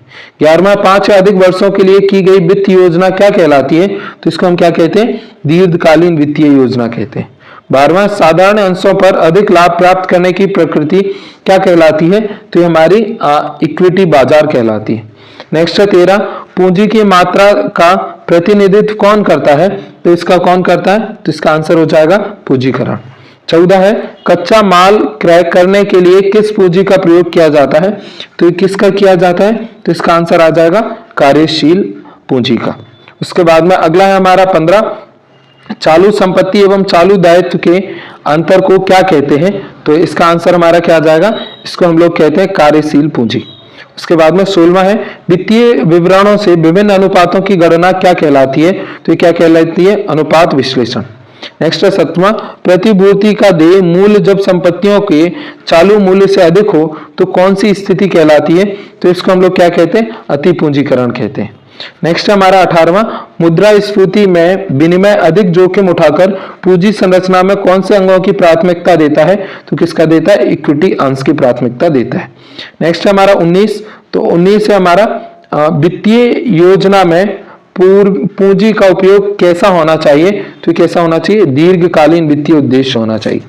नेक्स्ट हमारा 20वां, किसी उपक्रम के वित्तीय कार्यों पर नियंत्रण किसके द्वारा किया जाता है? तो किसके द्वारा किया जाता है? वित्तीय प्रबंधन द्वारा। उसके बाद में अगला है हमारा 21वां, तो 21 से स्थायी पूंजी प्राप्त करने का सबसे महत्वपूर्ण स्रोत क्या है? तो ये क्या है? समता अंश। नेक्स्ट है 22, कार्यशील पूंजी किसे कहते हैं? तो किसे कहते हैं? चालू संपत्ति एवं चालू दायित्व का अंतर। उसके बाद में नेक्स्ट 23, स्थायी संपत्ति को क्रय करने के लिए कौन सी पूंजी प्रयुक्त होती है? तो ये कौन सी होती है? तो स्थायी पूंजी प्रयुक्त होती है। नेक्स्ट 24, किसी उपक्रम की वित्तीय स्थिति का मापदंड क्या होता है? तो ये क्या होता है? लाभ होता है। उसके बाद में अगला हमारा सत्य असत्य बताइए, जिसका पहला क्वेश्चन हमारा, वस्तु की प्रकृति स्थायी पूंजी की आवश्यकता को प्रभावित करती है? तो ये क्या है? सत्य है। उसके बाद में दूसरा हमारा, वित्तीय नियोजन वित्तीय प्रबंधन का मुख्य कार्य है? तो ये भी क्या है? सत्य है। उसके बाद में नेक्स्ट हमारा तीसरा, तो तीसरा हमारा, वित्तीय प्रबंधन व्यवसायिक प्रबंधन का अंग है? तो ये कैसा है? असत्य है। उसके बाद में चौथा है, वित्तीय प्रबंधन के अध्ययन की उपयोगिता अंश आधारित के लिए नहीं है? तो ये क्या है? असत्य है। पांचवा है, पूंजीकरण शब्द का उपयोग सभी व्यवसायिक इकाइयों में होता है? तो ये क्या है? असत्य है। छठवां, कार्यशील पूंजी की आवश्यकता दीर्घकालीन अवधि के लिए होती है? तो ये क्या है? असत्य है। सातवां है, बृहद उपक्रम में स्थायी पूंजी की अधिक आवश्यकता होती है? तो ये क्या हमारा? सत्य है। उसके बाद में आठवां हमारा, पूंजी संरचना का संबंध कोपों की किस्म में होता है? तो ये क्या है? सत्य है। उसके बाद में नेक्स्ट है हमारा 9th, तो 9th है, पूंजी संरचना में कार्यशील पूंजी को सम्मिलित किया जाता है? तो ये क्या है? असत्य है। 10th है, पूंजी संरचना का आशय स्थायी पूंजी से है? तो ये हमारा क्या है? सत्य है। 11वां, वित्तीय प्रबंधन सामान्य प्रबंधन का भाग है? तो ये भी कैसा है? सत्य है। उसके बाद में अगला है हमारा सत्य सही जोड़ी बनाइए, जिसका पहला है दीर्घकालीन संचालन व्यय, तो इसका हमारा क्या हो जाएगा? कार्यशील पूंजी। दूसरा है दीर्घकालीन संपत्ति, तो इसका हमारा क्या हो जाएगा? तो हो जाएगा स्थायी पूंजी। तीसरा है लाभांश की नीची दर, तो इसका हमारा क्या हो जाएगा? अति पूंजीकरण। चौथा है हमारा संकीर्ण लाभांश दर, तो इसका हो जाएगा अल्प पूंजीकरण। पांचवा हमारा पूंजी संरचना, तो इसका हो जाएगा स्थायी पूंजी। छठवां हमारा कार्यशील पूंजी, तो इसका आंसर हो जाएगा चालू संपत्ति। सातवां स्थायी पूंजी, तो इसका आंसर हो जाएगा हमारा दीर्घकालीन। आठवां प्रशासनिक कार्य, तो इसका हो जाएगा हमारा वित्तीय कार्य। 9th हमारा लाभों का अधिकतम कार्य, तो ये हो जाएगा हमारा वित्तीय प्रबंधन का उद्देश्य। 10वां हमारा विनियोग निर्णय, तो इसका हो जाएगा वित्त कार्य। उसके बाद में नेक्स्ट है हमारा 10वां विपणन यानी वित्तीय बाजार या फाइनेंशियल मार्केट, तो इसका पहला है हमारा प्राथमिक एवं द्वितीय बाजार, तो इसका आंसर हमारा क्या हो जाएगा? तो ये हो जाएगा एक दूसरे को सहयोग देते हैं। दूसरा, भारत में कुल स्टॉक एक्सचेंज शेयर बाजारों की संख्या, तो ये कितनी है? तो इसका आंसर है 24 है। तीसरा रेपो है, तो रेपो हमारा क्या है? तो ये पुनर्खरीद समझौता यानी विलेख है। चौथा है तरलता का निर्माण करता है, तो तरलता का निर्माण कौन करता है? तो ये है गौण बाजार। नेक्स्ट है हमारा 5वां, सेबी का मुख्य कार्य क्या है? तो इसका मुख्य कार्य हमारा क्या है? तो मुख्य कार्यालय कहाँ है? तो ये मुंबई में। 6वां है, विश्व में सबसे पहले स्कंद विपणि की स्थापना हुई थी, तो ये कहाँ हुई थी? तो इसका आंसर आ जाएगा लंदन में। सातवां, भारत से असंगठित मुद्रा बाजार का अंग है, तो ये कौन सा है? तो ये देसी बैंकर और महाजन व साहूकार, यानी दोनों ए और बी इसका आंसर हो जाएगा। आठवां, भारत के में नेशनल स्टॉक एक्सचेंज की स्थापना कब हुई?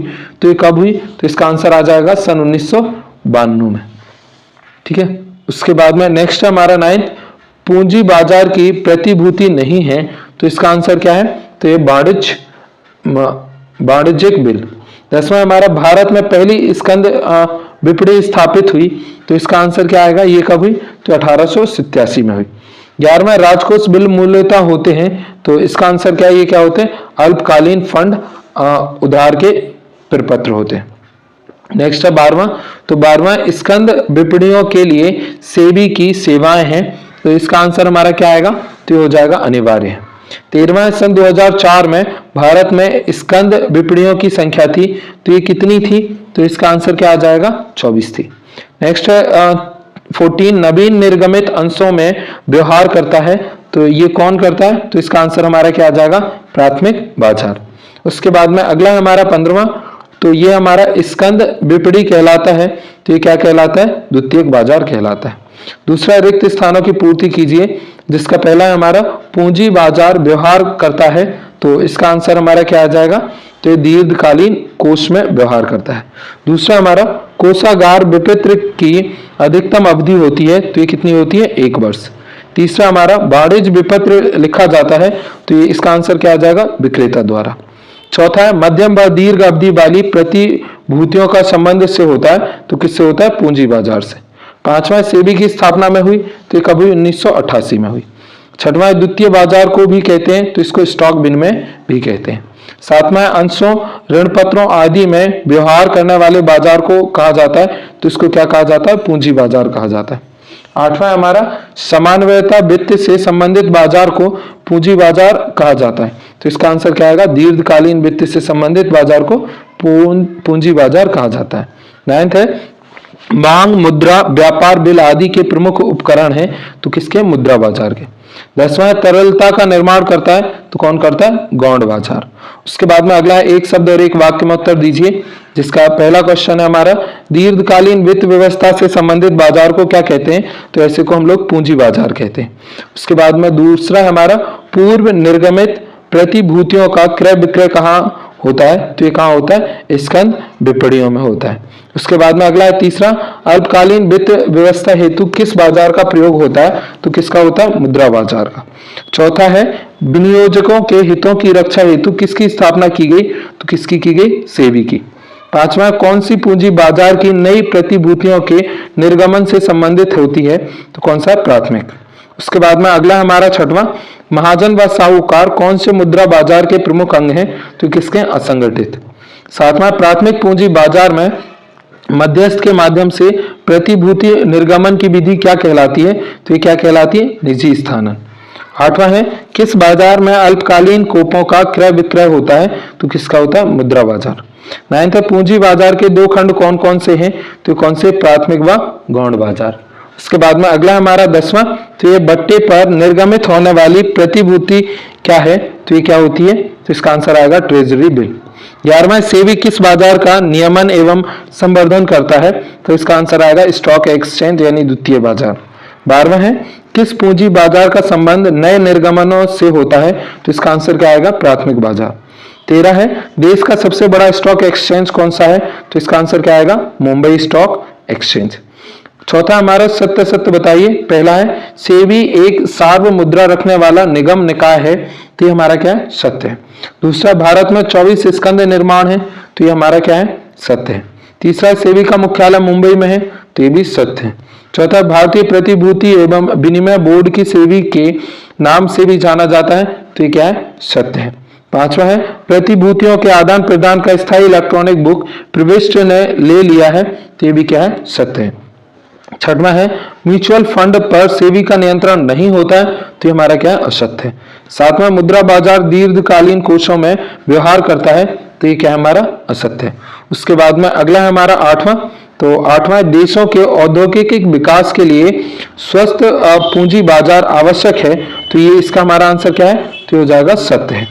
उसके बाद में नेक्स्ट है हमारा 9th, प्राथमिक बाजार तथा गौण बाजार में अंतर है, तो ये हमारा क्या है, सत्य है। 10वां, पूंजी बाजार एक संगठित बाजार होता है, तो ये भी हमारा कैसा है, सत्य है। उसके बाद में 11वां है, पूंजी बाजार एवं मुद्रा बाजार एक समान है, तो ये हमारा कैसा है, असत्य है। उसके बाद में अगला है हमारा सही जोड़ी बनाइए। पहला है हमारा मुद्रा बाजार की प्रतिभूति, तो इसका आंसर हो जाएगा वाणिज्यिक बिल। दूसरा पूंजी बाजार की प्रतिभूति, तो इसका आंसर हो जाएगा समता अंश। तीसरा है स्कंद विपणी, तो इसका आंसर हो जाएगा हमारा पूर्व निर्गमित प्रतिभूति। चौथा स्कंद विनिमय, तो इसका आंसर हो जाएगा हमारा प्रतिभूतियों की सूचीबद्ध होना। पांचवा हमारा शेयर बाजार, तो इसका हो जाएगा संगठित बाजार। छठवां सेबी का मुख्य कार्यालय है, तो ये कहाँ है, तो मुंबई में। सातवां नई प्रतिभूतियों का क्रय विक्रय दोनों, तो ये क्या है, प्राथमिक बाजार है। उसके बाद में चलते हैं हम लोग आगे, तो नेक्स्ट है हमारा 11th चैप्टर। तो 11th है हमारा विपणन प्रबंधन यानी मार्केटिंग मैनेजमेंट। इसका पहला क्वेश्चन है हमारा सही विकल्प का चयन कीजिए। तो पहला, पैकेजिंग का उद्देश्य क्या है, तो इसका उद्देश्य क्या है, तो यह है विज्ञापन। दूसरा है फंडामेंटल ऑफ मार्केटिंग पुस्तक के लेखक कौन है, तो इसका आंसर हमारा क्या आ जाएगा, तो ये हो जाएगा हमारा प्रोफेसर विलियम जे स्टैंडन। तीसरा है एक अच्छे ब्रांड की विशेषताएं हैं, तो एक अच्छे ब्रांड की क्या विशेषताएं हैं, तो सूक्ष्म नाम और स्मरणीय और आकर्षक यानी उपयुक्त सभी अच्छे ब्रांड की विशेषताएं हैं। नेक्स्ट हमारा चौथा, उत्पादन मिश्रण को प्रभावित करने वाले तत्व हैं, तो इसका आंसर क्या आएगा, विपणन। पांचवा हमारा विज्ञापन का सबसे अधिक महंगा साधन है, तो इसका आंसर क्या आ जाएगा हमारा, व्यक्तिगत विक्रय। छठवां सबसे अधिक व्यापक क्षेत्र है, तो इसका आंसर क्या आएगा, पैकेजिंग। सातवां हमारा विपणन अवधारणा है, तो इसका आंसर क्या आएगा, तो आएगा गृह-कोणमुखी। आठवां है विपणन पर व्यय किया गया धन है, तो ये कौन सा है, विनियोजन। उसके बाद में अगला है रिक्त स्थानों की पूर्ति कीजिए, जिसका पहला है हमारा फर्स्ट, किसी उत्पादन की विशिष्ट पहचान को दर्शाने वाले संकेत को कहते हैं, तो इसको हम क्या कहते हैं, ब्रांडिंग कहते हैं। दूसरा है किसी उत्पाद की विशेषता व जानकारी प्रदान करने हेतु की आवश्यकता होती है, तो किसकी, लेबलिंग की आवश्यकता होती है। तीसरा है उत्पादन की सुरक्षित रूप से परिवहन योग्य बनाने हेतु की आवश्यकता होती है, तो इसका आंसर क्या आएगा, पैकिंग की आवश्यकता होती है। चौथा है के द्वारा किसी उत्पादन को उपभोक्ताओं तक पहुंचाया जाता है, तो वितरण के द्वारा किसी उत्पाद को उपभोक्ता तक पहुंचाया जाता है। नेक्स्ट है पांचवा, किसी वस्तु के विक्रय में वृद्धि करने हेतु किया गया विशेष प्रयत्न कहलाता है, तो क्या कहलाता है, विक्रय संवर्धन कहलाता है। तीसरा हमारा एक शब्द और एक वाक्य में उत्तर दीजिए, जिसका पहला है हमारा किसी उत्पादन को विशिष्ट पहचान प्रदान करने की क्रिया को क्या कहते हैं, तो इसको हम क्या कहते हैं, ब्रांडिंग कहते हैं। दूसरा, उत्पादन के परिवहन को सुगम बनाने तथा उसे सुरक्षित रखने हेतु क्या किया जाता है, तो क्या किया जाता है, पैकिंग किया जाता है। उसके बाद में अगला है हमारा तीसरा, तो यह विक्रय वृद्धि हेतु किए गए प्रयास जैसे मूल्य में कमी व कूपन आदि क्रिया को क्या कहते हैं, तो इसको क्या कहते हैं, विक्रय संवर्धन कहते हैं। उसके बाद में चौथा है क्रेता व विक्रेता के मध्य प्रत्यक्ष संपर्क किस श्रेणी में शामिल होता है, तो किसमें होता है, व्यक्तिगत विक्रय में शामिल होता है। पांचवा, उत्पादन को उत्पादकों से उपभोक्ताओं तक पहुंचाना क्या कहलाता है, तो ये क्या कहलाता है, वितरण कहलाता है। अगला हमारा सत्य सत्य, जिसका पहला है हमारा विज्ञापन विक्रय संवर्धन में सहायक है, तो ये कैसा है, सत्य है, एक ही इसमें था। नेक्स्ट हमारा सही जोड़ी बनाइए। पहला है हमारा विपणन का कार्य, तो ये हो जाएगा विज्ञापन का लाभ। दूसरा भौतिक वितरण, तो इसका हो जाएगा हमारा उत्पादन नियोजन। तीसरा हमारा अंतर है, तो ये हो जाएगा हमारा विपणन विक्रय में। चौथा हमारा विज्ञापन लाभप्रद है, तो इसका आंसर हो जाएगा जहां क्रेता विक्रेता आमने सामने हो। पांचवा है व्यक्तिगत विक्रय, तो इसका आंसर हमारा क्या आ जाएगा, तो ये हो जाएगा विपणन का कार्य। छठवां है हमारा ब्रांडिंग, तो इसका हो जाएगा वस्तु की पहचान। उसके बाद में नेक्स्ट और लास्ट हमारा चैप्टर है 12वां, उपभोक्ता संरक्षण। इसका पहला है हमारा सही विकल्प चुनकर के लिखिए, उपभोक्ता संरक्षण का महत्व, तो इसका आंसर हमारा क्या हो जाएगा, व्यवसायिक मानव कल्याण का साधन है, एक बनाम अनेक उद्देश्य, सामाजिक न्याय के साथ विकास यानी उपरोक्त सभी। दूसरा, उपभोक्ता का अधिकार, तो इसका आंसर क्या हो जाएगा? तो सुरक्षा, सूचना, चयन यानी उपरोक्त सभी।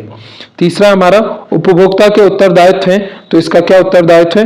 तो इसका आंसर क्या हो जाएगा? सतर्क तो उपभोक्ता, वास्तविक शिकायत के निवारण के लिए शिकायत दर्ज कराना, उपभोक्ता को गुणवत्ता के प्रति संवेदनशील होना यानी उपरोक्त सभी। चौथा है उपभोक्ता संरक्षण के तरीके हैं, तो इसका आंसर क्या आएगा हमारा? लोक अदालत, पर्यावरण हितैषी उत्पादन, जनहित में मुकदमा यानी उपरोक्त सभी। नेक्स्ट हमारा पांचवा उपभोक्ता संगठनों की भूमिका, तो इसकी क्या भूमिका है? तो उपभोक्ता संरक्षण के लिए महत्वपूर्ण है। उसके बाद में नेक्स्ट है एक शब्द और एक वाक्य में उत्तर दीजिए। पहला है वह व्यक्ति जो किसी वस्तु या सेवा का उपभोग करता है उसे कहते हैं, तो उससे हम क्या कहते हैं? तो उसे उपभोक्ता कहते हैं। नेक्स्ट हमारा सेकंड उपभोक्ता संरक्षण हेतु क्या व्यवस्था की गई है? तो किसकी की गई है? त्रिस्तरीय व्यवस्था की गई है। तीसरा शिकायत निवारण हेतु कितनी अवधि निर्धारित है? तो कितनी है? 3 माह की। चौथा जिला उपभोक्ता संरक्षण आयोग के निर्णय के विरुद्ध कितने दिनों में अपील की जा सकती है? तो कितने में? 30 दिनों में। पांचवा विश्व उपभोक्ता अधिकार दिवस किस तिथि को मनाया जाता है? तो 15 मार्च। और लास्ट है उपभोक्ता संरक्षण अधिनियम कब बनाया जाता है? तो कब बनाया गया? तो यह 1986। उसके बाद में ये आपके अति लघु उत्तरीय प्रश्न अगर आप कमेंट करोगे तो नेक्स्ट पार्ट में आपको मिल जाएगा। अगर आपने हमारे बलास्ट कोचिंग क्लासेस चैनल को सब्सक्राइब नहीं किया तो आपको सब्सक्राइब कर लेना है। इसके ऊपर 11.3 के सब्सक्राइबर हैं और आपको प्लेलिस्ट में जाकर के 12वीं क्वेश्चन बैंक सॉल्यूशन 2023 और 12वीं परीक्षा बोर्ड 2023 और आईएमपी क्वेश्चन 2022 और 23 की ये वीडियो जरूर देख लेना है आपके सब्जेक्ट के हिसाब से। मिलते हैं हम लोग अगले वीडियो में अगले किसी सब्जेक्ट के साथ। तब तक के लिए thank you, bye, take care.